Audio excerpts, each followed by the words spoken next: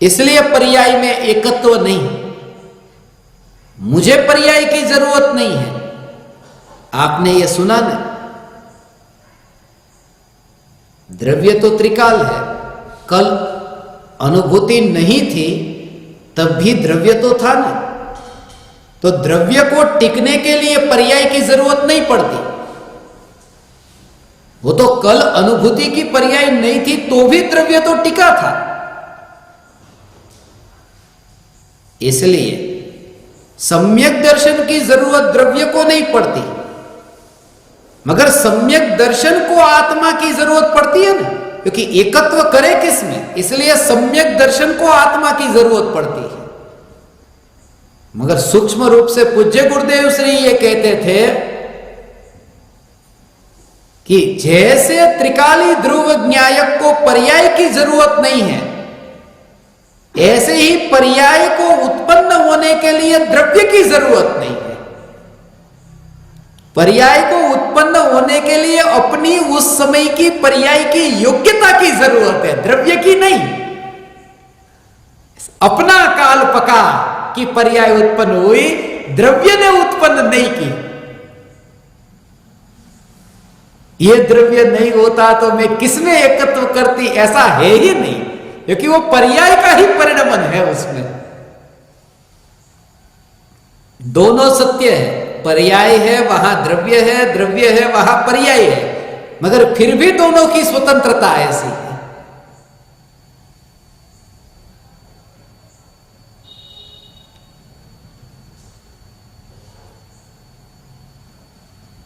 ऐसा पर्याय का और द्रव्य का स्वरूप है। दूसरी शंका,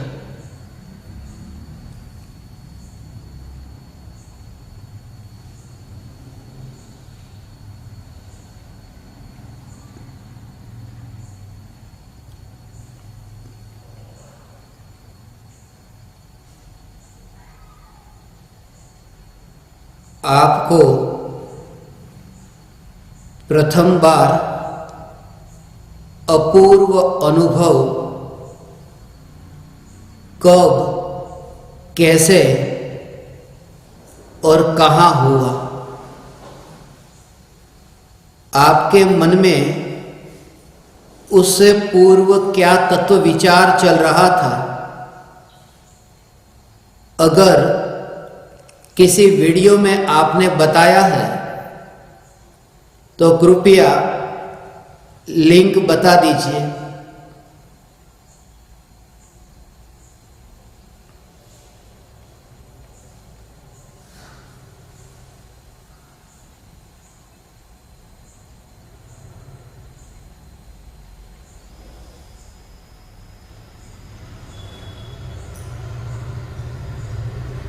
जिस समय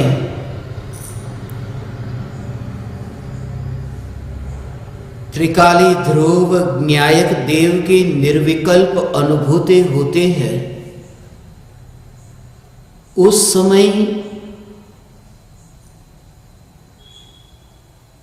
ऐसी श्रद्धा होती है कि भगवान आत्मा मुझे अनुभव में आया, ऐसा नहीं।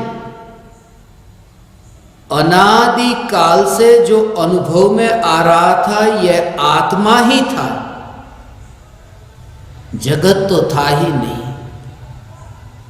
यह जो अनुभव में आ रहा था यह ज्ञान ही था, परज्ञेय कहीं भी नहीं था।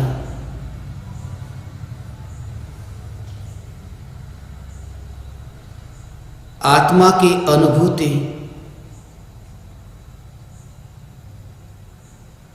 मुझे हुई नहीं है,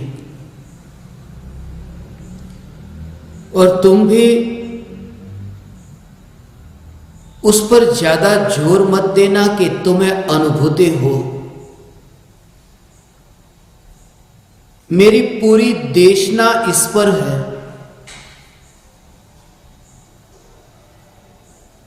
जो तुम्हें बार बार जगाती है कि जागो। अनुभूति तुम्हें प्रकट हो, अनुभूति तुम्हें प्रकट हो, उस समय भी मेरे कहने का भाव यही है कि ज्ञायक ज्ञायक और ज्ञायक ही।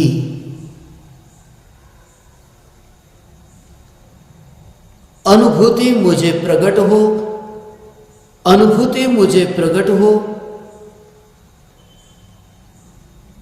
जैसे ही तुम्हारा जोर आया, तुमने ये भावना भाई मैं जन्म मरण करना चाहता हूं,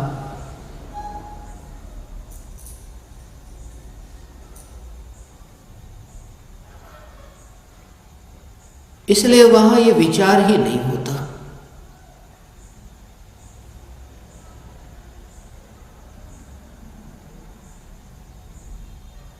जिसने अनुभव किया है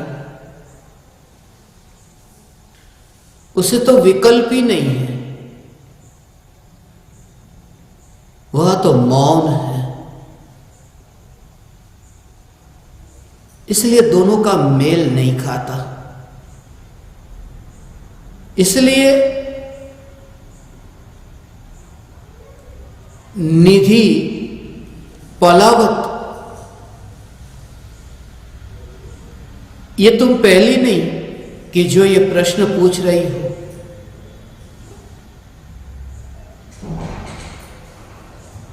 मगर जब भी मुझे इसके बारे में कुछ कहना हो, मेल ही नहीं खाता दोनों का।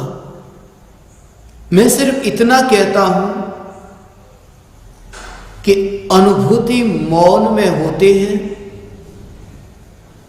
और ये अनुभूति हुई, ऐसा भाव जब आया वह विकल्प के काल में आया।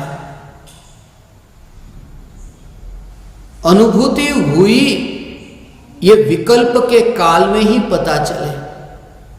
अनुभूति हुई ऐसा विकल्प के काल में, क्योंकि जिस समय अनुभूति हो रही है उस समय अनुभूति हुई ऐसा नहीं, उस समय तो ज्ञायक का जोर है और पर्याय में वहां वेदन है। मगर पर्याय का लक्ष्य नहीं है, पर्याय का तो विकल्प नहीं है, ऐसा द्रव्य का जोर है वहां। इसलिए मौन अनुभूति वाणी द्वारा कैसे व्यक्त हो। और जब मैं कहूं ना वाणी, तब ये होठ के हिलने की क्रिया को वाणी मत समझना, मगर वो वाणी का भाव मैंने भगवान आत्मा को पहचाना, ऐसा विकल्प कि बस ये इन विकल्पों को मैं वाणी कहता हूं।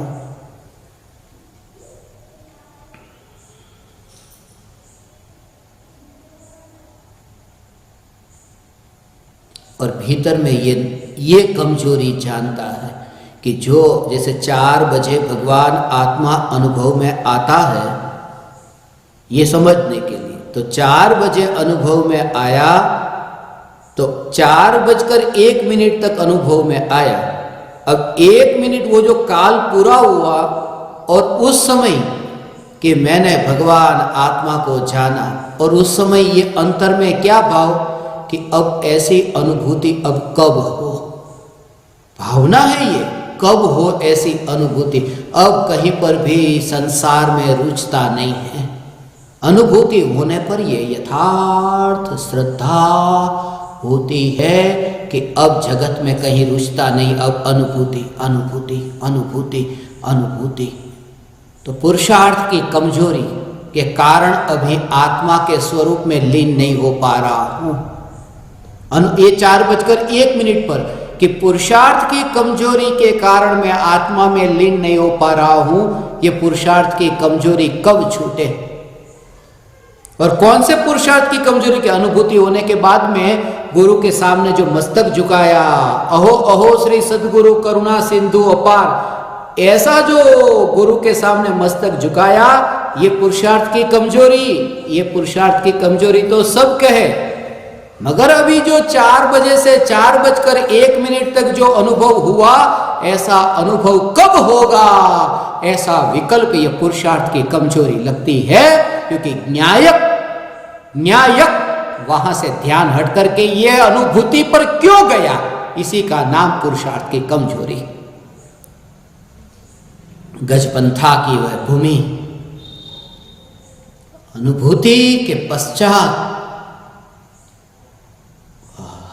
कब हो अब ये निर्विकल्प अनुभूति, अब कब हो? भावलिंगी संत को ये भाव आता है ना, ऐसा अनुभूति हुई, ऐसा मेरी परिणति परम विशुद्धि को उपलब्ध हो, परम विशुद्धि को उपलब्ध हो, ऐसा अपूर्व अवसर ऐसा कब आएगा कि जब मैं निर्ग्रंथ हूं, ऐसा अपूर्व अवसर कब आएगा? तो परम कृपालु देव को ये जो भाव आता है ना, वो ऐसा, सीधी सी बात है, ऐसा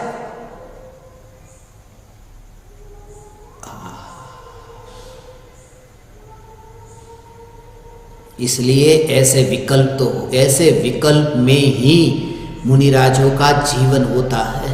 विकल्प में हो, निर्विकल्प अनुभूति के काल में तो वह है ही नहीं, वो तो अप्रमत्त, वो तो 7वां गुणस्थान। अगर 6ठे गुणस्थान में भी कोई गए ना मुनि के पास में, आओ आओ बैठो बैठो, कौन सा गांव, नाम, ठिकाना, पताना, ये सब जो ठिकाना वो जो कोई पूछे, वो कोई झंझट नहीं। उस समय भी उसे 6ठा गुणस्थान कहा कि कब होगी ऐसी निर्विकल्प अनुभूति, ऐसी निर्विकल्प अनुभूति हो जो 7वें में अभी हुई थी ना, ऐसी निर्विकल्प अनुभूति हो, ऐसी निर्विकल्प अनुभूति हो, उस स्थिति का नाम 6ठा गुणस्थान है। वो प्रमाद है, वो पुरुषार्थ की कमजोरी है।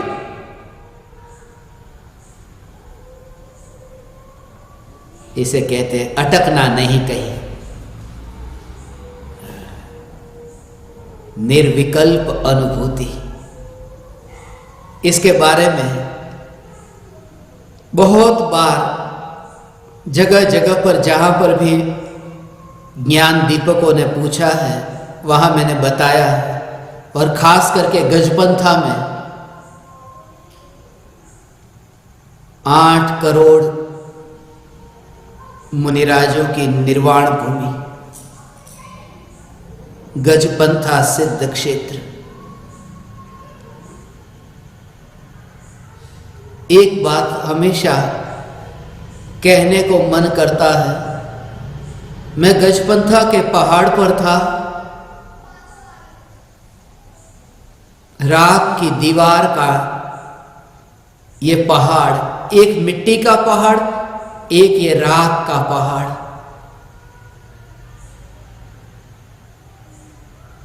कभी कभी तुमने देखी होगी ने ऐसी झोपड़ी,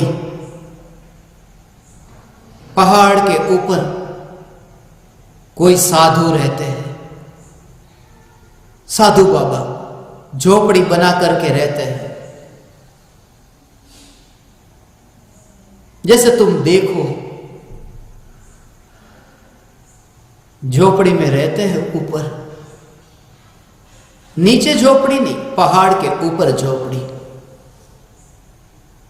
उस समय यही भाव था, पहाड़ के ऊपर मकान बना है,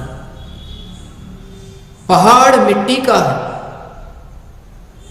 और झोपड़ी बनी है राख की,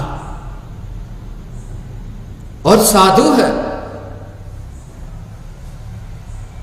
जो साधक है वह साधु है, जो दूर से देखता है पहाड़ पर बनी हुई झोपड़ी को।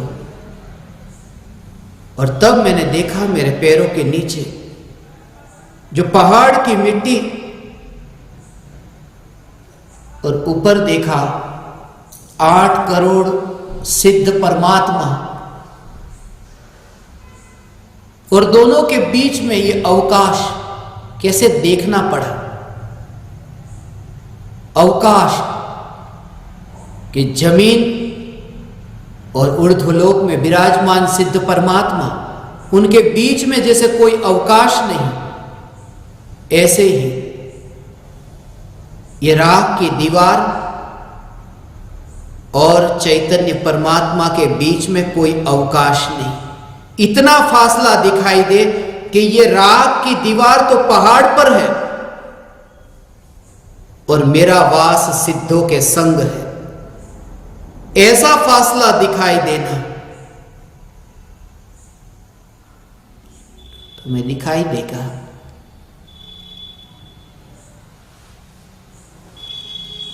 यदि तुम ये पूछते हो कि इसके बारे में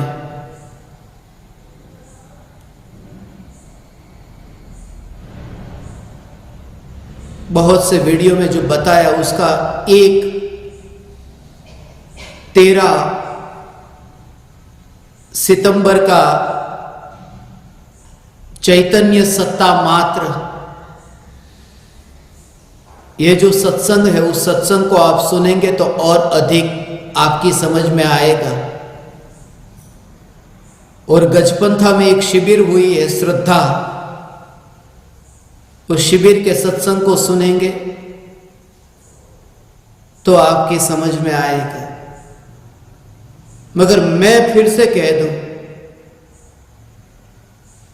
मुझे अनुभूति नहीं हुई है। मैं फिर से कह दूं, मुझे अनुभूति नहीं हुई है। मैं मरना नहीं चाहता। मुझे अनुभूति हुई है, यह स्वीकार करके मैं मरना नहीं चाहता। मैं अपनी सत्ता का नाश नहीं देख सकता। मैं पर्याय होकर के द्रव्य का घात नहीं कर सकता। मैं इतना अहिंसक नहीं हो सकता। इतना बड़ा पाप मुझसे नहीं हो सकता।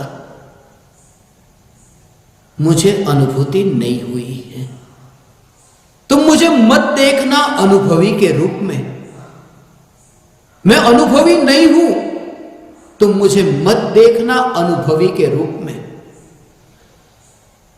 फिर भी तुम्हें मुझके ये वचन सुनकर के अहोभाव आता है और देखना ही है तो बस मुझे न्यायक के रूप में ही देखना, अनुभवी के रूप में मत देखना। न्यायक देव चैतन्य सत्ता मात्र, बस इतना ही देखना और कुछ भी नहीं। ऐसा ही देखना और उससे तुम्हारा हित होगा। मुझे अनुभूति हुई या नहीं हुई, उससे तुम्हारा हित कैसे होगा? मगर जिस समय तुमने मुझे न्यायक के रूप में देखा और अनुभवी के रूप में न देखा, द्रव्य के रूप में देखा और पर्याय के रूप में न देखा, बस तुम्हारा कार्य हो गया। और जब मैं तुमसे पूछूंगा कि हो गया तुम्हारा कार्य अनुभूति का, तुम कहोगे नहीं हुआ। मुझे अनुभवी मत कहना, मैं तो न्यायक हूं। तब तुम भी यही कहोगे। ऐसे ही तो जलते दिए से जलते दिए की परंपरा चलती है। ज्ञान दीपक,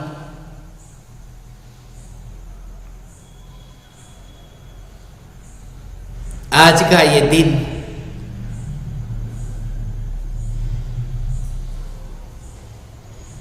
पूज्य गुरुदेव श्री कांजी स्वामी, जिनके निमित्त से हमें परम कृपालु देव मिले,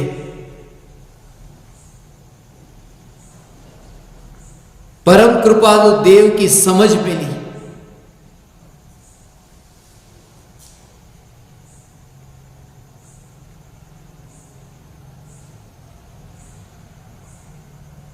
दुनिया देखती थी, ये दुनिया की दृष्टि। जसलोक हॉस्पिटल में गुरुदेव थे।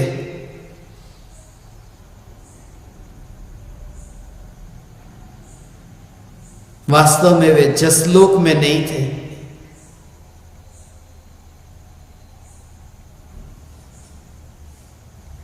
वे चैतन्य लोक में विहार कर रहे थे।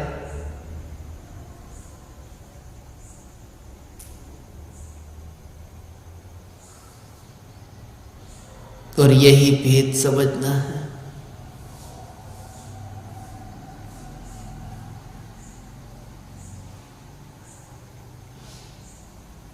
गुरुदेव के जितने गुणगान गाओ उतने कम हैं। जो भी मैंने आप ज्ञान दीपकों से आज तक जो कुछ भी सुनाया है, उनमें से एक भी शब्द मेरा नहीं है। पूज्य गुरुदेव श्री और कृपालु देव के ही ये शब्द हैं। शब्द गुरुदेव के हैं, अनुभूति स्वयं की है। अनुभूति पराये की नहीं हो सकती और शब्द अपने नहीं हो सकते। इन दोनों रहस्य को समझकर हे ज्ञान दीपक, आपका भी ज्ञान का दीपक प्रज्वलित हो। एक समय के लिए भी यदि तुम्हारे अंतर में पूज्य गुरुदेव श्री के प्रति अहोभाव आता है तो इतना जरूर करना कि गुरुदेव को आज तक गुरुदेव गुरुदेव गुरुदेव के रूप में बहुत बार पुकारा, जाना। अब गुरुदेव को